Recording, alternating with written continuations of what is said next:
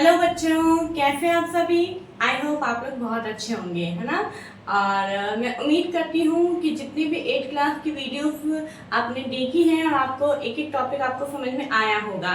Okay, और आज हम अपना नेक्स्ट टॉपिक लेकर आए हैं, वो है हमारा बच्चों क्या है, adding manure and fertiliser. Okay, आपको बताइए हमारा चैप्टर नंबर 1 चल रहा है। जो पहले बार इस वीडियो को देख रहे हैं, मैं उनको ये बताना चाहती हूँ कि हम चैप्टर 1 हमने स्टार्ट किया है, क्रॉप प्रोटेक्शन एंड मैनेजमेंट, और इसका आज हम 3rd पॉइंट लेके आए हैं, एडिंग मैन्योर एंड फर्टिलाइजर। उससे पहले जो है और भी टॉपिक्स हमने उसके अंदर वीडियोस आपको आ चुकी हैं, तो आप प्लीज अगर आप पहली बार इस वीडियो को देख रहे हैं तो मैं उनसे रिक्वेस्ट करना चाहती हूँ कि पहले आप पुरानी जो पिछली वीडियोस है उनको आप देखिए, उसके बाद आप ये देखेंगे तो आपको एक सीक्वेंस में चैप्टर समझ में आएगा। ओके, तो अब हम अपना टॉपिक स्टार्ट करते हैं। आज का हमारा टॉपिक है adding manure and fertiliser. Manure and fertiliser क्या होता है, खाद और कीटनाशक दवाइयाँ। Okay, it is the 3rd step of agriculture practice. ये मैंने पॉइंट इसलिए लिखा है ताकि, क्योंकि मैंने आपको बोला था कि जो प्रैक्टिकल जो एग्रीकल्चर प्रैक्टिस है उनके जो स्टेप हमने देखे थे, 7 स्टेप, उनको आपको सीक्वेंस में याद करना है। ठीक है, तो अपना फर्स्ट स्टेप क्या था हमारा first step, preparation of soil. Second हमारा स्टेप था सोइंग एंड 3rd स्टेप है हमारा क्या है, adding manure and fertiliser. Okay, adding manure and fertiliser हमारा ये 3rd स्टेप है। अब इसके अंदर हम देखते हैं, continuous cultivation of crop makes the soil poor in nutrients, therefore farmers follow manuring process. अरे भाई, अब हमने देखा सबसे पहले कि हमने मिट्टी को प्रिपेयर किया। मिट्टी को प्रिपेयर करना क्यों जरूरी था वो हमने देख लिया।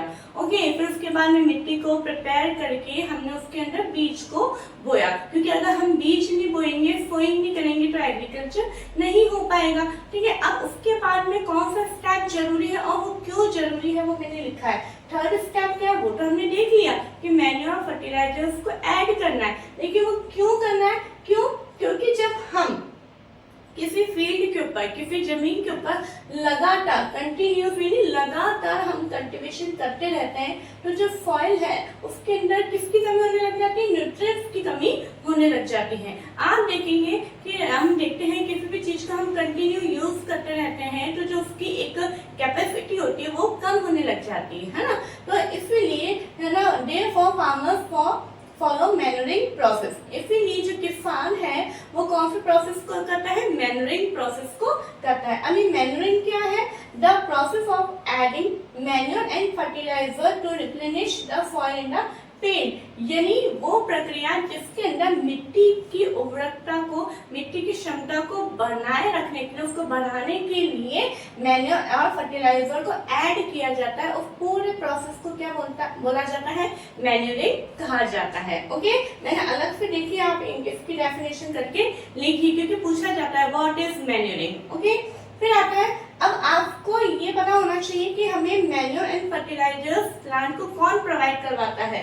तो soil supplies mineral nutrients to the crop plants, किसके द्वारा प्लांट को ये पहुंचते हैं, तो सॉइल सप्लाई करता है, सॉइल के द्वारा ये पहुंचते हैं। ओके, छोटे छोटे पॉइंट्स मैंने आपको यहाँ पे बताया है ताकि आपको उस पर ध्यान जाए और किसी भी तरह के क्वेश्चन पुट अप हो तो हमें घबराना नहीं है। ओके बच्चों, नेक्स्ट है हमारा nutrient for the growth of plants are 2 types, यानी जो न्यूट्रिएंट्स हैं जो कि प्लांट की ग्रोथ के, देखिए आपने देखा है 6th क्लास में अपन न्यूट्रिएंट्स के बारे में पढ़ के आए हैं, है ना। हमारे फूड आइटम में बहुत सारे होते हैं न्यूट्रिएंट्स, कार्बोहाइड्रेट, फैट, प्रोटीन, लेकिन यहाँ पे हम किसकी न्यूट्रिएंट्स की बात कर रहे हैं, प्लांट के लिए। और प्लांट की ग्रोथ के लिए जो न्यूट्रिएंट्स चाहिए वो कितने टाइप्स के होते हैं, 2 टाइप्स के होते हैं। कौन कौन से, मैन्योर एंड फर्टिलाइजर। कौन कौन से, मैन्योर एंड फर्टिलाइजर। ओके, तो अब यहाँ पे हम सबसे पहले देखेंगे मैन्योर। मैन्योर क्या होता है, it is an organic substance obtain from the decomposition of plant और एनिमल वेस्ट। ये एक ऑर्गेनिक सब्सटेंस है। क्या है ये, ऑर्गेनिक सब्सटेंस है।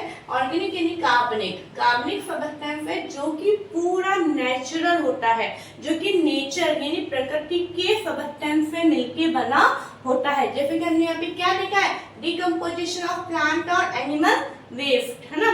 जितने भी आप देखते हैं कि पेड़ पौधे होते हैं उनकी जो पत्तियां झड़ जाती हैं, जो डेड प्लांट्स वगैरह होते हैं, डेड मरे हुए जानवर हो जाते हैं, माइक्रोब हो जाते हैं, उनको जो है पूरे उसके द्वारा जो मैन्योर बनाया जाता है, ठीक है, जो उसके द्वारा डिकम्पोजिशन किया जाता है उसको हम क्या बोलते हैं, मैन्योर। और मैन्योर को हिंदी में हम बोलते हैं खाद। ओके, इसको जैविक खाद भी बोला जाता है। अब how to make manure, manure बनाया कैसे जाता है? Farmers dump plant and animal wastage in pits at open places and allow it to decompose.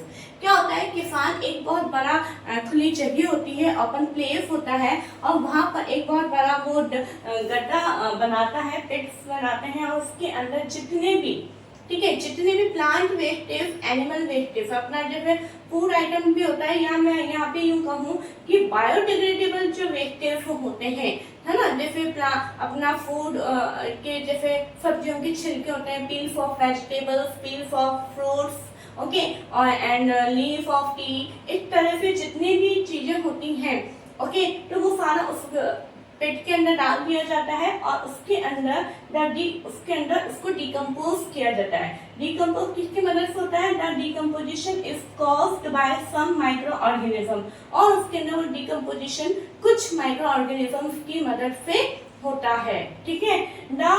अभी माइक्रो ऑर्गेनिज्म क्या होते हैं ये हम नेक्स्ट चैप्टर, सेकंड चैप्टर, उसके अंदर बहुत अच्छे से डिटेल में देखने जाएंगे, ठीक है। The decomposed matter is used as organic manure. फिर ये जो माइक्रो ऑर्गेनिज्म इसको डिकम्पोज कर देते हैं, उस डिकम्पोज्ड मैटर जो है वो एक ऑर्गेनिक मैन्योर के रूप में काम में आता है, जैविक खाद के रूप में काम में आता है बच्चों। और ये जैविक खाद जो है खेती के लिए, क्रॉप्स के लिए बहुत ही अच्छी होती है। देखो यहाँ पे मैंने अब नेक्स्ट हमारा पॉइंट है एडवांटेजेस ऑफ मैन्योर, यानी जैविक खाद के क्या क्या फायदे हैं, क्या क्या लाभ है वो हम देखेंगे। It increases the water holding capacity of the soil। जब हम खेत के अंदर मिट्टी के ऊपर जब हम जैविक खाद को डालते हैं, मैन्योर को डालते हैं, तो सबसे पहले ये क्या करती है, उस मिट्टी के अंदर वाटर होल्डिंग कैपेसिटी को इंक्रीज करती है। वाटर होल्डिंग कैपेसिटी जैसे कि मैंने बताया है कि मिट्टी के अंदर जैसे कभी आप आप मिट्टी के अंदर पानी डालना, ठीक है, वो एक होता है मिट्टी उस पानी को पूरा एब्जॉर्ब कर लेती है। वो कैसे कर लेती है? क्योंकि मिट्टी के अंदर छोटे छोटे होल्स होते हैं जिसके अंदर वो पानी चला जाता है। लेकिन कई बार हम देखते हैं मिट्टी के ऊपर पानी ऊपर मतलब पानी रह जाता है, वो उसका एब्जॉर्ब नहीं कर पाती। क्यों? क्योंकि मिट्टी के अंदर जितने भी पोर्स होते हैं वो सब बंद हो जाते हैं, जिसके कारण वाटर होल्ड नहीं कर पाता है। तो ये क्या करता है, वाटर होल्डिंग कैपेसिटी को ये बढ़ाता है। नेक्स्ट इसका एडवांटेज है, it makes the soil porous due to which exchange of gases become easy. और ये जैसे कि मैंने बताया था पोर्स को बहुत ही इंक्रीज करता है, ताकि जो गैसेस होती हैं, क्योंकि सॉइल के अंदर भी क्या होती है, गैसेस होती है, जैसे रूट्स जो है वो ब्रीथिंग करती हैं, तो इस तरह से गैसेस को एक्सचेंज करने में भी हेल्प करता है, ठीक है। नेक्स्ट हमारा पॉइंट आता है, it increases the number of primary microbes. अगर मिट्टी के अंदर होल्डिंग कैपेसिटी अच्छी होगी, पोर्स इंक्रीज होंगे, तो इसके अंदर जो माइक्रोब्स होते हैं वो भी बहुत ज्यादा इंक्रीज होंगे। जैसे कि फॉर एग्जांपल अर्थवॉर्म यानी केचुआ, ठीक है, तो इसके बारे में भी हम पढ़ चुके हैं। It improve the texture of the soil, और ये मिट्टी का टेक्सचर, सॉइल का टेक्सचर को इम्प्रूव करने में हेल्प करता है। तो हमें देखिए बच्चों, आप ये देख पा रहे होंगे कि आपके चैप्टर के अंदर सब कुछ, एक थ्योरी के अंदर सब कुछ मिक्स्ड करके लिखा हुआ है। मैन्योर है, फिर बीच में फर्टिलाइजर आ गया, फिर बीच में मैन्योर आ गया, इस तरह से लिखा है। लेकिन मैंने आपको एक एक पॉइंट करके मैंने यहाँ पे लिखा है, मैन्योर को कैसे बनाया जाता है, मैन्योर के एडवांटेजेस क्या है, ठीक है, वो सारा इस तरीके से। तो मैं ये चाहूंगी कि प्लीज आप अपनी कॉपी के अंदर इस तरीके से नोट्स बना के रखें बच्चों, ताकि किसी भी तरीके से क्वेश्चन अगर पुटअप होता है तो आपको प्रॉब्लम नहीं आएगी। आप देख लें कि ये मैन्योर फर्टिलाइजर पूछा जाता है कि क्यों ऐड करना है, तो आपको पता होना चाहिए कि क्यों ऐड करना है, मैन्योरिंग क्या होती है ना, न्यूट्रिएंट्स कितने टाइप्स के होते हैं जो कि प्लांट की ग्रोथ के लिए होते हैं, ये सब आपको पता होने चाहिए। ओके बच्चों, आई होप आपको समझ में आ रहा होगा। नेक्स्ट हमारा पॉइंट है फर्टिलाइजर। ये क्या है? These are chemicals। ये क्या है? केमिकल्स हैं। Okay, which are rich in a particular nutrient, और इनके अंदर न्यूट्रिएंट्स जो हैं वो बहुत ज़्यादा मात्रा में होते हैं, परंतु ये केमिकल्स होते हैं, इसलिए हम इनको ऑर्गेनिक नहीं बोलेंगे, ये क्या होते हैं, इनऑर्गेनिक होते हैं। Leaf are produced in factories, और ये कहाँ फैक्ट्रीज में बनाए जाते हैं, और फैक्ट्रीज में बनाए मतलब ये मनुष्य, इसलिए हम इन्हें मैन मेड न्यूट्रिएंट्स भी बोलते हैं, लेकिन ये माइक्रोब्स की मदद से बनाए जाते हैं, ठीक है, तो इसको हम मैन मेड नहीं बोलेंगे। और ये फील्ड के अंदर, ये तो खेत के अंदर तैयार होते हैं जमीन में, और ये जो है फैक्ट्री के अंदर तैयार होते हैं, ये मेजर एक डिफरेंस आपको ध्यान में रखना है। इसके एग्जांपल देखिए फर्टिलाइजर के, आपको याद रखने हैं बच्चों, urea, ammonium sulphate, super phosphate, potash, 3-4 नाम याद न रहे तो आप ये शॉर्ट फॉर्म एनपीके याद कर लेना। एनपीके की full form N for nitrogen, P for phosphorus, की एन फॉर नाइट्रोजन, समझ में आएंगे, लेकिन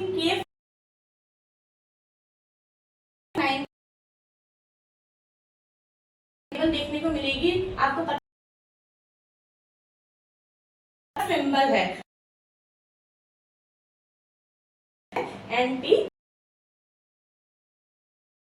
एडवांटेज has of crop, ये जो फर्टिलाइजर है वो एक क्रॉप में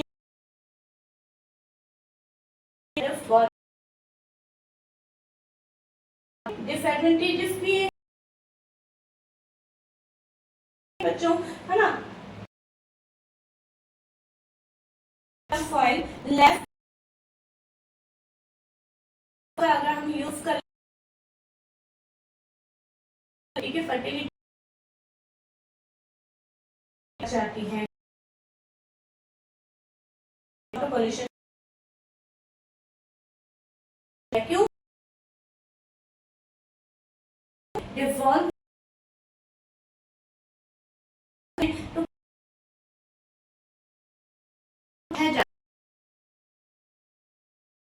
पॉल्यूट करता हुआ जाएगा।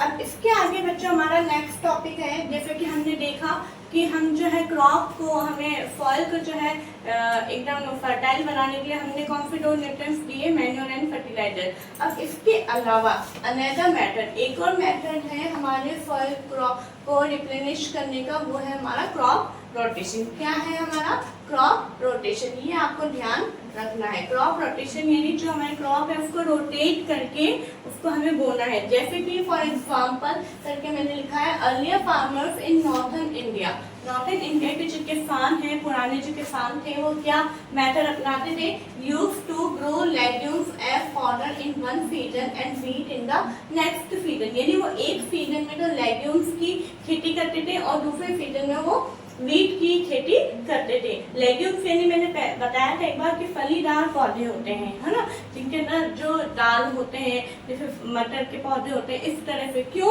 लेग्यूम्स क्यों वो करते हैं एक सीजन में, क्यों, क्योंकि this help in the replenishment of the soil with nitrogen. क्यों, क्योंकि मिट्टी के अंदर जो नाइट्रोजन की कमी हो जाती है उसको पूरा करने में हेल्प करते हैं। अब नाइट्रोजन की कमी कैसे पूरी होती है वो हम देखेंगे कि जो राइजोबियम बैक्टीरिया होता है, कौन सा बैक्टीरिया, ये नाम ध्यान में रखना है आपको, राइजोबियम बैक्टीरिया जो होता है are present in the nodules of root of leguminous plant, ठीक है, जो लेग्यूमिनस प्लांट होता है उनके जो रूट्स होती हैं बच्चों, ठीक है, उनके रूट्स के अंदर जो रूट्स नोड्यूल्स होते हैं यानी छोटी छोटी गांठें होती हैं, उनके अंदर ये बैक्टीरिया प्रेजेंट होता है। क्या प्रेजेंट होता है, बैक्टीरिया। अब कौन कौन सा बैक्टीरिया प्रेजेंट होता है, राइजोबियम बैक्टीरिया। और ये राइजोबियम बैक्टीरिया क्या करता है, वो एटमॉस्फेरिक नाइट्रोजन को फिक्स करता है। जब हम नेक्स्ट चैप्टर में माइक्रो ऑर्गेनिज्म पढ़ेंगे तो इस टॉपिक को हम बड़े डिटेल में पढ़ेंगे, लेकिन अभी आप यहाँ पे देखिए कि जो राइजोबियम बैक्टीरिया होता है वो सबसे पहले तो कहाँ प्रेजेंट होता है,